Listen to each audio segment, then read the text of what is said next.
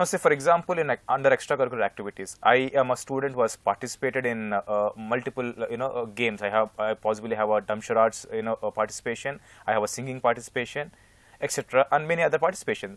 So, do you advise me to write down all the participation certificates or mention whatever I have on the resume? I'm making an assumption that we are right now talking about placements, campus placements, rather than MBA interviews. Yes. Now, when we are going for a campus interview, it is very important that we do highlight the various dimensions a student has. So, academics is only one dimension. Apart from academics, we do have extracurricular activities, we have co-curricular activities, and yes, the moment... sorry to interrupt you, but how do you differentiate between co-curricular activities and extracurricular activities? If I were a student, what is the points I can put under co-curricular and what are the points I should not, I can put under extracurricular? I will once again come back to the other question, but could you kindly elaborate on this one meanwhile? Generally, if I were to look at a resume and I was to talk about a personality, I would look at three various different dimensions of personality. One would be academics. Academics is to do with your schooling, it's to do with your curriculum in your graduation, it's to do with your studies. Extracurricular activity is nothing to do with your study. So, if you are a player, let's say in cricket, you are a person into singing, you are a person who has organized events, I would call all of them as extracurricular activity. But there's a middle shade, which is something to do with academics, but not a compulsory part of it. For example, probably you are a person who has made a paper presentation. Now, it is academic in nature, but it's not a compulsory part of your curriculum. Similarly, you probably would have visited certain industries and obviously you benefited from that. So, these elements which are related to academics, but probably not considered to be compulsory part of your academics would be called as co-curricular activity. Now, having said that, it is not necessary that all the resumes should have these three dimensions. For example, very recently I was interacting with a student who had a fantastic academics, but the co-curricular activity was only one in number.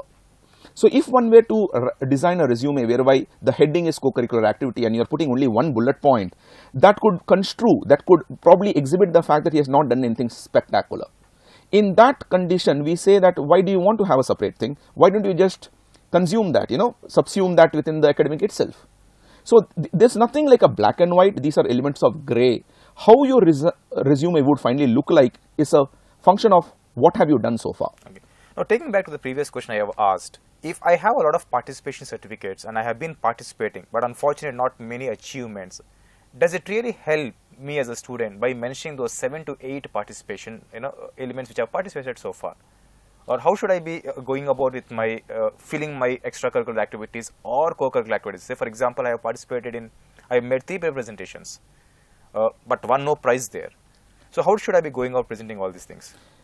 I think one of the things that I have noticed students do is they underestimate what they performed. Now, in case of, let's say you are a student and you have not actually won many activities, but you have done something in the activities, doing something is much better than not doing at all. So, in case it so happens that you are not won, don't hesitate, don't worry too much about it. At least do mention the fact that you have had that experience. There are obviously going to be certain learnings which are going to be there.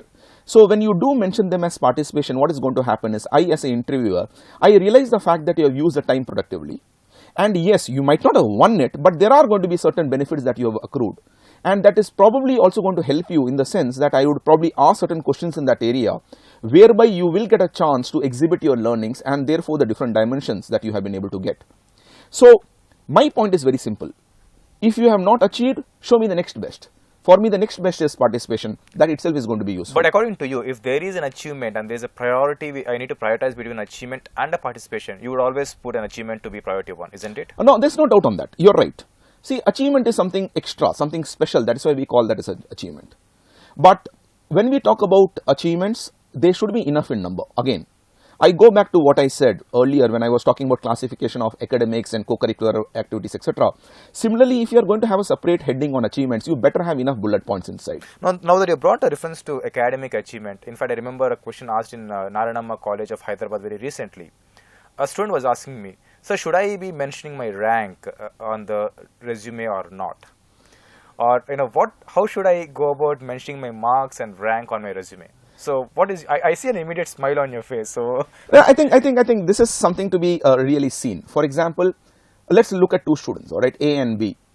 Now it so happens that A was a James Bond in the school. He had a rank in the school, but right now he's not a James Bond. He does not have a rank.